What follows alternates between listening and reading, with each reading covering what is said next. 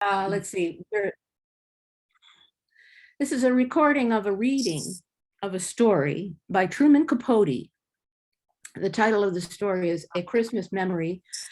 But before we start the story, I'd just like to say thank you to the women of AAUW in Southern Vermont, Bennington in particular, for inviting me to share with you a story of 70 years old, at least, and by a literate and well-writing gentleman, Truman Capote.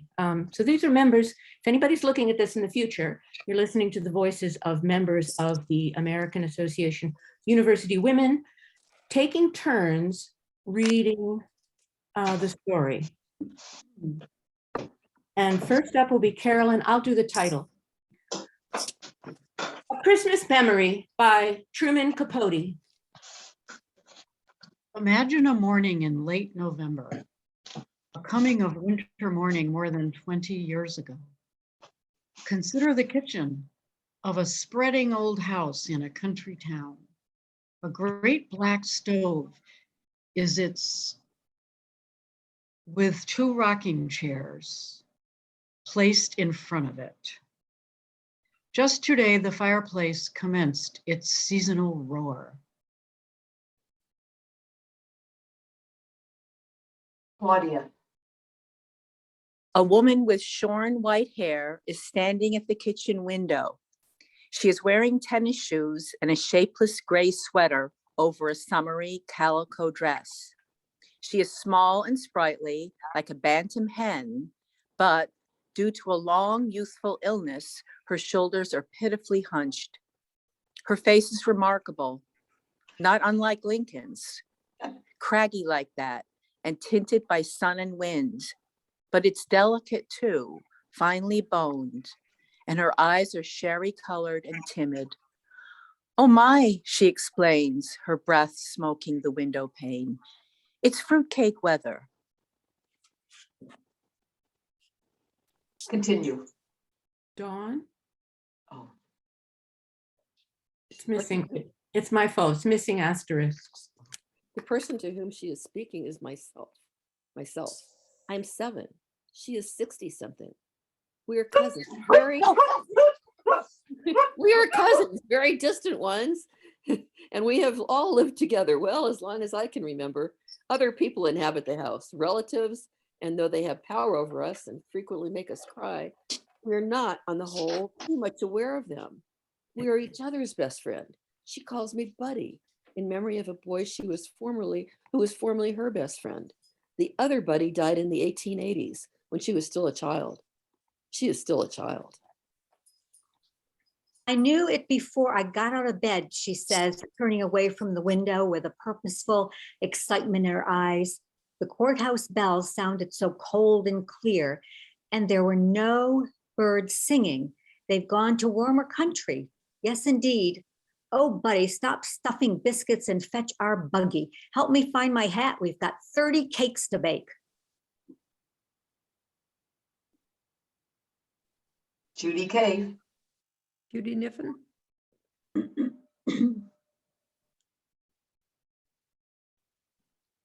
Judy K, are you here? Judy Niffen? Muted. Unmute yourself, Judy. She's probably finished reading. She can hear me. Judy, it's always the same.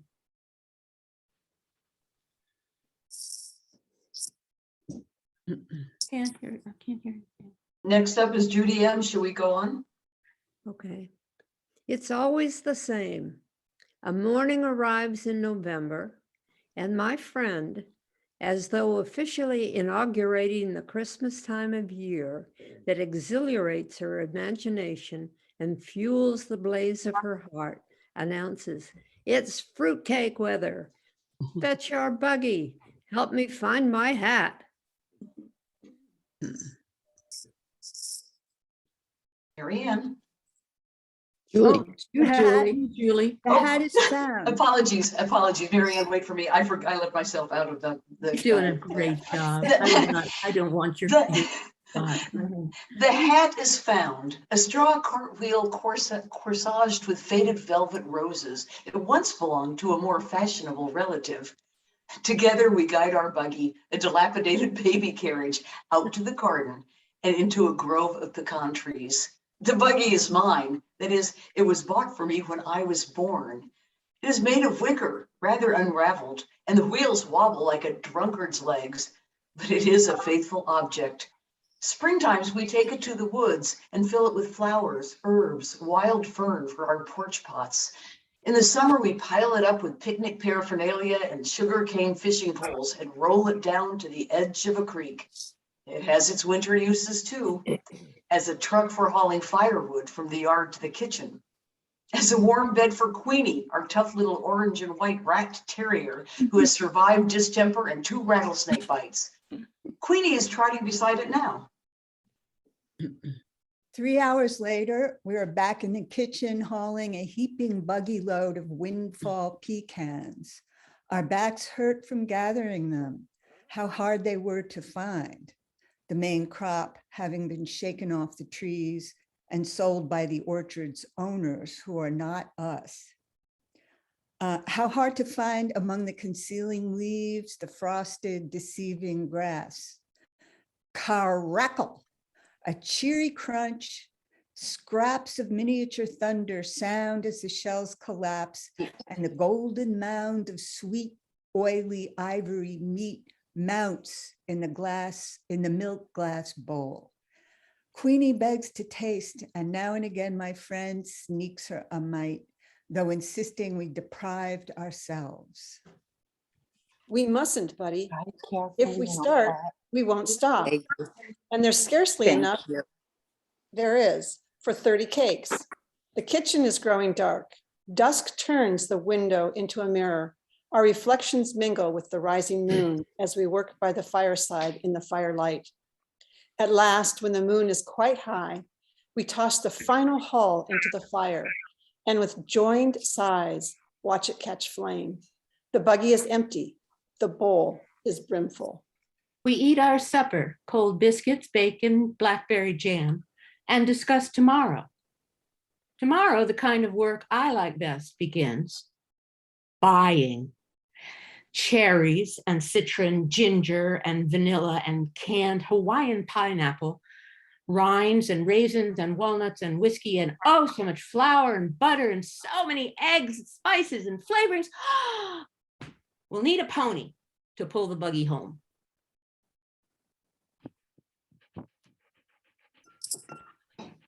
Ruth O. I thought it was Ruth B. No, she already read your Ruth O. But before these purchases can be made, there is the question of money. Neither of us has any, except for skinflint sums persons in the house occasionally provide. A dime is considered very big money, or what we earn ourselves from various activities, holding rummage sales, selling buckets of hand-picked blackberries, jars of homemade jam and apple jelly, and peach preserves, rounding up flowers for funerals and weddings. Once we won 79th prize, $5, in a national football contest. Now that we know not that we know a full thing about football, it's just that we enter any contest we hear about. At the moment, our hopes are centered on the $50,000 grand prize being offered to name a new brand of coffee. We suggested AM, and after some hesitation, for my friend thought it perhaps sacrilegious, the slogan AM, amen. To tell the truth, our only really profitable enterprise was the Fun and Freak Museum we conducted in the backyard woodshed 2 summers ago. Fun was a stereopticon with slide views of Washington and New York, lent to us by a relative who had been to those places. She was furious when she discovered why we were. Freak was a 3-legged bitty chicken hatched by one of our hens. everybody hereabout wanted to see that biddy. We charged grown-ups a nickel, kids 2 cents, and took in a good $20 before the museum shut down due to the decease of the main attraction. But one way or another, we do each accumulate Christmas savings, a fruitcake fund. These monies we keep hidden in an ancient bead purse under a loose board, under the floor, under a chamber pot, under my friend's bed. The purse is seldom removed from this safe location except to make a deposit, or as it happens every Saturday, a withdrawal. For on Saturdays, I am allowed 10 cents to go to the picture show. My friend has never been to a picture show, nor does she intend to. I'd rather hear you tell the story, buddy. That way I can imagine it more. Besides, a person my age shouldn't squander their eyes. When the Lord comes, let me see him clear. In addition to never having seen a movie, she has never eaten in a restaurant, traveled more than 5 miles from home, received or sent a telegram, read anything except funny papers and the Bible, worn cosmetics, cursed, wished someone harm, told a lie on purpose, let a hungry dog go hungry. Here are a few things she has done, does do. Killed with a hoe, the biggest rattlesnake ever seen in the country, 16 rattles. Dip snuff secretly. Tame hummingbirds, just try it. Till they balance on her finger. Tell ghost stories. We both believe in ghosts. So tingling that they chill you in July. Talk to herself. Take walks in the rain. Grow the prettiest japonicas in town. Know the recipe for every sort of old-time Indian cure, including a magical wart remover. Now with supper finished, we retire to the room in a faraway part of the house where my friend sleeps in a scrap quilt covered iron bed painted rose pink, her favorite color.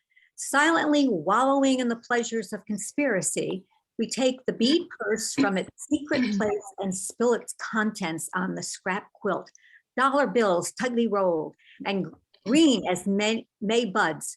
Somber 50-cent pieces, heavy enough to weigh a dead man's eyes. Lovely dimes, the liveliest coin, and the one that really jingles, nickels and quarters worn smooth as creek pebbles, but mostly a hateful heap of bitter ordered pennies. Odored, smelly pennies. Now, Judy Kniffen, are you with us? Can't hear you. No, try, you Okay. just muted yourself. So come back. 1, 2, 3, testing. There is a volume factor. I can't help you. I don't know what to do, Julie. Go on to Judy M. Sorry, Judy K. Okay. Last summer, others in the house contracted to pay us a penny for every 25 flies we killed. Oh, the carnage of August, the flies that flew to heaven. Yet it was not work in which we took pride. And as we sit counting pennies, it is as though we were tabulating dead flies. Neither of us had a head for figures. We count slowly, lose track, start again. According to her calculations, we have $12.73. According to mine, exactly $13. I do hope you're wrong, buddy. We can't mess around with 13. The cakes will fall. Or put somebody in the cemetery. Why, I wouldn't dream of getting out of bed on the 13th. This is true. She always spends 13ths in bed. So to be on the safe side, we subtract a penny and toss it out the window. Of the ingredients that go into our fruitcakes, whiskey is the most expensive, as well as the hardest to obtain. State laws forbid its sale, but everybody knows you can buy a bottle from Mr. Ha Ha Jones. And the next day, having completed our more prosaic shopping, we set out for Mr. Haha's business address, a sinful, to quote public opinion, fish fry and dancing cafe down by the river. We've been there before and on the same errand, but in previous years, our dealings have been with Haha's wife, an iodine dark Indian woman with a bratsy, peroxided hair and a dead tired disposition. Actually, we've never laid eyes on her husband, though we've heard that he's an Indian too. A giant with razor scars across his cheeks. They call him Haha because he's so gloomy, a man who never laughs. As we approach his cafe, a large log cabin festooned inside and out with chains of garish, gay, naked light bulbs, and standing by the river's muddy edge, under the shade of river trees where moss drifts through the branches like gray mist, our steps slow down. Even Queenie stops prancing and sticks close by. People have been murdered in Haha's cafe, cut to pieces, hit on the head. There's a case coming up in court next month. Naturally, these goings on happen at night when the colored lights cast crazy patterns and the Victrola wails. In the daytime, Haha's is shabby and deserted. I knock at the door. Queenie barks. My friend calls, Mrs. Haha, ma'am, anyone to home? Footsteps. The door opens. Our hearts overturn. It's Mr. Ha Jones himself. And he is a giant. He does have scars. He doesn't smile. No, he glowers at us through Satan-tilted eyes and demands to know, what do you want with Ha? For a moment, we are too paralyzed to tell. Presently, my friend half finds her voice, a whispery voice at best. If you please, Mr. Haha, would like a quart of your finest whiskey. His eyes tilt more. Would you believe it? Haha is smiling, laughing too. Which one of you is a drinking man? It's for making fruitcakes, Mr. Haha, cooking. This sobers him. He frowns. That's no way to waste good whiskey. Nevertheless, he retreats into the shadowed cafe and seconds later appears carrying a bottle of daisy yellow unlabeled liquor. He demonstrates its sparkle in the sunlight and says, $2. We pay him with nickels and dimes and pennies.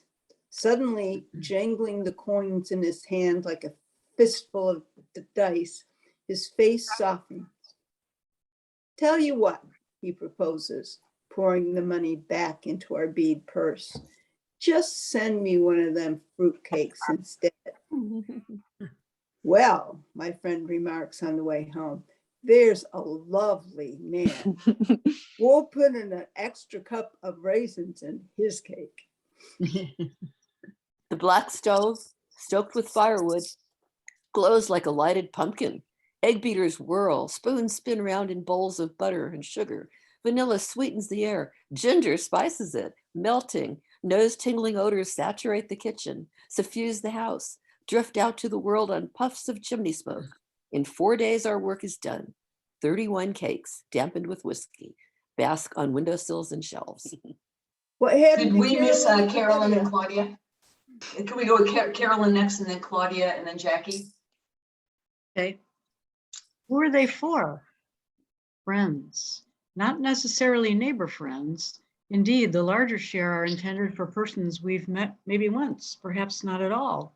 People who've struck our fancy, like President Roosevelt, like the Reverend and Mrs. J.C. Lucy, Baptist missionaries to Borneo who lectured here last summer, or the little knife grinder who comes through town twice a year, or Abner Packer, the driver of the 6 o'clock bus from Mobile, who exchanges waves with us every day as he passes in a dust cloud whoosh, or the young Wistons, a California couple whose car one afternoon broke down outside the house and who spent a pleasant hour chatting with us on the porch. Young Mr. Wiston snapped our picture, the only one we've ever had taken. It is because it is because my friend is shy with everyone except strangers that these strangers and nearest acquaintances seem to us our truest friends. Is it because our friend is shy with everyone except strangers that these strangers and nearest acquaintances seem to us our most truest friends? I think yes. Also, the scrapbook we keep of thank yous on White House stationery, time to time communications from California and Borneo, the knife grinder's penny postcards make us feel connected to eventful worlds beyond the kitchen with its view of a sky that stops. And I went, shall I go ahead again? Yeah, no, Jackie. Yeah. Now a new December fig branch grates against the window. The kitchen is empty. The cakes are gone. Yesterday we carted the last of them to the post office, where the cost of stamps turned our purse inside out. I can't see the last words on these things. We're broke. That rather depresses me, but my friend insists on celebrating with 2 inches of whiskey left in Ha-Ha's bottle. Queenie has a spoonful in a bowl of coffee. She likes her coffee chicory flavored and strong. The rest we divide between a pair of jelly glasses. We're both quite awed at the prospect of drinking straight whiskey. The taste of it brings screwed up expressions and our sour shudders. But by and by, we begin to sing, the two of us, singing different songs simultaneously. Do we have Judy K? Hope we have you next time. Not hearing a response, on to Judy M. I don't know the words to mine, just come on along to the dark town strutter's ball. But I can dance. That's what I mean to be, a tap dancer in the movies. My dancing shadow rollicks on the walls. Our voices rock the chinaware. We giggle as if unseen hands were tickling us. Queenie rolls on her back. Her paws plow the air.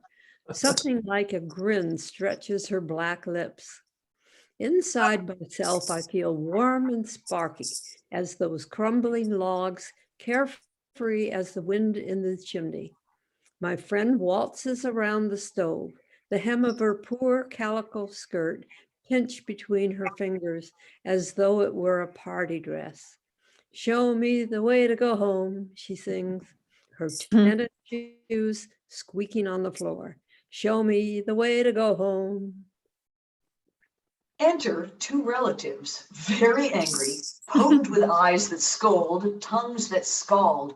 Listen to what they have to say, the words tumbling together into a wrathful tune.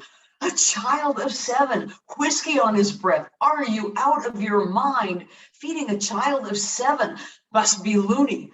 Road to ruination. Remember Cousin Kate, Uncle Charlie's brother-in-law. Shame, scandal, humiliation. Kneel, pray, beg the Lord. Queenie sneaks under the stove. My friend gazes at her shoes, her chin quivers. She lifts her skirt and blows her nose and runs to her room. Long after the town has gone to sleep and the house is silent, except for the chimings of clocks and the sputter of fading fires, she is weeping into a pillow already wet as a widow's handkerchief. Don't cry, I say, sitting at the bottom of her bed and shivering despite my flannel nightgown that smells of last winter's cough syrup. Don't cry, I beg, teasing her toes, tickling her feet. You're too old for that. It's because, she hiccups, I am too old. Old and funny. Not funny, fun. More fun than anybody. Listen, if you don't stop crying, you'll be so tired tomorrow we can't go cut a tree. She straightens up. Queenie jumps on the bed. Ruth, could you roll the, better. Okay, good. Because there's a picture at the top. She straightens up. Queenie jumps on the bed, where Queenie is not allowed, to lick her cheeks. I know where we'll find pretty trees, buddy, and holly too, with berries big as your eyes. It's way off in the clouds, way off in the woods, farther than we've ever been. Papa used to bring us Christmas trees from there, carry them on his shoulder. That's 50 years ago. Well, now I can't wait for more. Morning. Bless you. Thank you. Frozen rime lusters the grass. The sun round as an orange, and orange as hot weather moons, balances on the horizon. Burnishes the silvered winter wood, excuse me. A wild turkey calls. A renegade hog grunts in the undergrowth. Soon, by the edge of the knee-deep, rapid running water, we have to abandon the buggy. Queenie wades the stream first, paddles across, barking complaints at the swiftness of the current, the pneumonia-making coldness of it. We follow, holding our shoes and equipment, a hatchet, a burlap sack above our heads. A mile more of chastising thorns, burrs, and briars that catch at our clothes, of rusty pine needles brilliant with gaudy fungus and molted feathers. Here, there, a flash, a flutter, an ecstasy of shrillings reminds us that not all the birds have flown south. Always the path unwinds through lemony sun pools and fine tunnels. Another creek to cross. A disturbed armada of speckled trouts froths the water around us, and frogs the size of plates practice belly flops. Beaver workmen are building a dam. On the further shore, Queenie shakes herself and trembles. My friend shivers too, not with cold, but enthusiasm. One of her hat's ragged roses sheds a petal as she lifts her head and inhales the pine-heavy air. We're almost there. Can you smell it, buddy? She says, as though we were approaching an ocean. Kind of ocean. Scented areas of holiday trees, prickly leafed holly. Red berries shining as Chinese bells. Black crows swoop upon them, screaming. Having stuffed our burlap sacks with enough greenery and crimson to garland a dozen windows, we set about choosing a tree. It should be, muses my friend, twice as tall as a boy, so a boy can't steal the star. The one we pick is twice as tall as me. A brave, handsome brute that survives 30 hatchet strokes before it keels with a creaking, rending cry. Lugging it like a kill, we commence the long trek out. Every few yards, we abandon the struggle, sit down, and pant. We have the strength of triumphant huntsmen. That and the tree's viral, icy perfume revive us, goad us on. Many complaints accompany our sunset return along the red clay road to town. But my friend is sly and non-committal. When passers and passers-by praise the treasure perched on our buggy, what a fine tree. Where did it come from? Yonder way, she murmurs vaguely. Once a car stops and the rich mill owner's lazy wife leans out and whines, "Give you 2 bits cash for that old tree." Ordinarily, my friend is afraid of saying no, but on this occasion, she promptly shakes her head. "We wouldn't take $1. The mill owner's wife persists. $1 my foot, 50 cents. That's my last offer. Goodness, woman, you can get another one. In answer, my friend gently reflects, "I doubt it. There's never 2 of anything." Home, Queenie slumps by the fire and sleeps till tomorrow, snoring as loud as a human. Judy K., have you joined us? Judy M. A trunk in the attic contains a shoebox of ermine tails, off the cape of a curious lady who once rented a room in the house. Coils of frazzled tinsel gone gold with age, 1 silver star, a brief rope of dilapidated, undoubtedly dangerous candy-like light bulbs. Excellent decorations as far as they go, which isn't far enough. My friend wants our new tree to blaze like a Baptist window, droop with weighty snows of ornaments.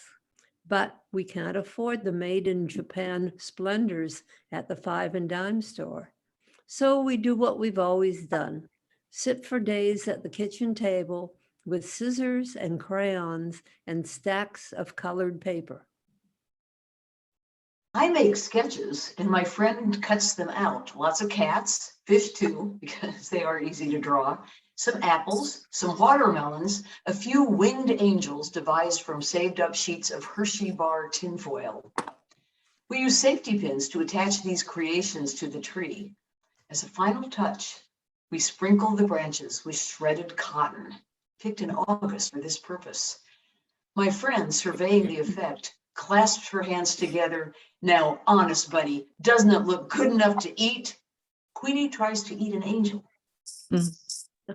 After weaving and ribboning holly wreaths for all the front windows, our next project is the fashioning of family gifts. Tie-dye scarves for the ladies, for the men, a home-brewed lemon and licorice and aspirin syrup to be taken at the first symptoms of a cold and after hunting. But when it comes time for making each other's gift, my friend and I separate to work secretly. I would like to buy her a pearl-handled knife, a radio, a whole pound of chocolate-covered cherries. We tasted some once, and she always swears, I could live on them, buddy. Lord, yes, I could. And that's not taking his name in vain. Instead, I'm building her a kite. She would like to give me a bicycle. She said so on several million occasions. If only I could, buddy. It's bad enough in life to do without something you want, but confound it, what gets my goat is not being able to give somebody something you want them to have. Only one of these days, I will, buddy, locate you a bike. Don't ask how. Steal it, maybe. Instead, I'm fairly certain that she is building me a kite. The same as last year and the year before. The year before that, we exchanged slingshots, all of which is very fine by me, for we are champion kite flyers who study the wind like sailors. My friend, more accomplished than I, can get a kite aloft when there isn't enough breeze to carry the clouds. Christmas Eve afternoon, we scrape together a nickel and go to the butcher's to buy Queenie's traditional gift, a good gnawable beef bone. The bone, wrapped in funny papers, is placed high in the tree near the silver star. Queenie knows it's there. She squats at the foot of the tree, staring up in a trance of greed. And when bedtime arrives, she refuses to budge. Her excitement is equaled by my own. I kick the covers and turn my pillow as though it were a scorching summer's night. Somewhere a rooster crows falsely, for the sun is still on the other side of the world. Buddy, are you awake? It is my friend calling from her room, which is next to mine. And an instant later, she is sitting on my bed, holding a candle. Well, I can't sleep a hoot, she declares. My mind's jumping like a jackrabbit. Buddy, do you think Mrs. Roosevelt will serve our cake at dinner? We huddle in the bed and she squeezes my hand. I love you. Seems like your hand used to be so much smaller. I guess I hate to see you grow up. When you're grown up, will we still be friends? I say always, but I feel so bad, buddy. I want so bad to gift you a bike. I tried to sell my Cameo Papa gave me. Buddy, she hesitates as though embarrassed. 2:30. I made you another kite. Then I confess that I made her one too, and we laugh. The candle burns too short to hold. Out it goes, exposing the starlight. The stars spinning at the window like a visible caroling that slowly, daybreak silences. Possibly we doze, but the beginnings of the dawn flash us like cold water. We are up wide-eyed and wondering while we wait for the others to waken. Quite deliberately, my friend drops a kettle on the kitchen floor. I tap dance in front of closed doors. One by one, the household emerges, looking as though they'd like to kill us both. But it's Christmas, so they don't. They can't. First, a gorgeous breakfast. Just everything you can imagine, from flapjacks and fried squirrel to hominy grits and honey in the comb, which puts everyone in a good humor, except my friend and I. Frankly, we are so impatient to get at the presents, we can't eat a mouthful. Well, I'm disappointed. Who wouldn't be? With socks, a Sunday school shirt, and some handkerchiefs, a hand-me-down sweater, and a year's subscription to a religious magazine for children, Little Shepherd. It makes me boil. It really does. My friend has a better haul, a sack of satsumas. That's her best present. She is proudest, however, of a white wool shawl knitted by her married sister. But she says her favorite gift is the kite I built her. And it is very beautiful, though not as beautiful as the one she made me, which is blue and scattered with gold and green good conduct stars. Moreover, my name is painted on it. Buddy, the wind is blowing. The wind is blowing and nothing will do till we've run to the pasture below the house where Queenie has scooted to bury her bone, and where, a winter hence, Queenie will be buried too. There, plunging through the healthy waist-high grass, we unreel our kites, feel them twitching at the string like sky fish as they swim into the wind. Satisfied, sun-warmed, we sprawl on the grass and peel satsumas and watch our kites cavort. Soon I forgot the socks and hand-me-down sweaters. I'm as happy as if we'd already won the 50,000 grand prize in that coffee naming contest. Why, how foolish I am, my friend cries, suddenly alert like a woman remembering too late. She has biscuits in the oven.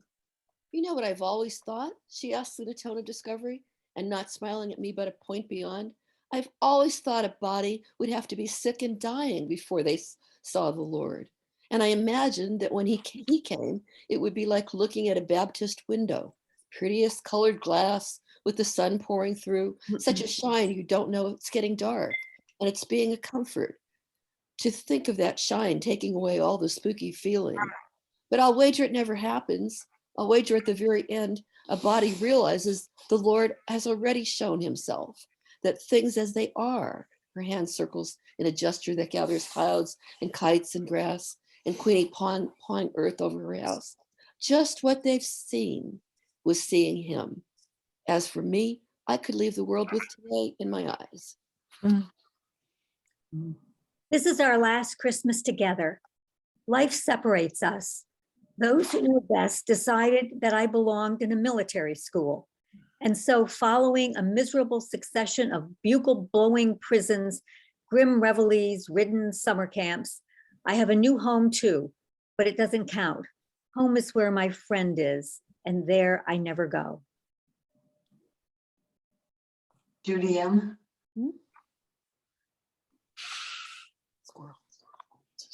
And there she remains, puttering around the kitchen, alone with Queenie. Then alone, Buddy dear, she writes in her wild, hard-to-read script. Yesterday, Jim Macy's horse kicked Queenie bad. Be thankful that she didn't feel much. I wrapped her in a fine linen sheet and rode her home in the buggy down to Simpson's pasture, where she can be with all her bones. For a few Novembers, she continues to bake her fruitcakes single-handed. Not as many, but some. And of course, she always sends me the best of the batch. Also, in every letter, she encloses a dime wadded in toilet paper. See a picture show and write me the story. But gradually in her letters, she tends to confuse me with her other friend, the buddy who died in the 1880s. More and more 13ths are not the only day she spends in bed. A morning arrives in November, a leafless, birdless coming of winter morning, when she cannot rouse herself to exclaim, "Oh my, it's fruitcake weather." And when that happens, I know it. A message saying so merely confirms a piece of news some secret vein had already received, severing from me an irreplaceable part of myself, letting it loose like a kite on a broken string. That is why walking across a school campus on this particular December morning, I keep searching the sky as if I expected to see, rather like hearts, a lost pair of kites hurrying toward heaven. The Oh, end. what a And lovely story.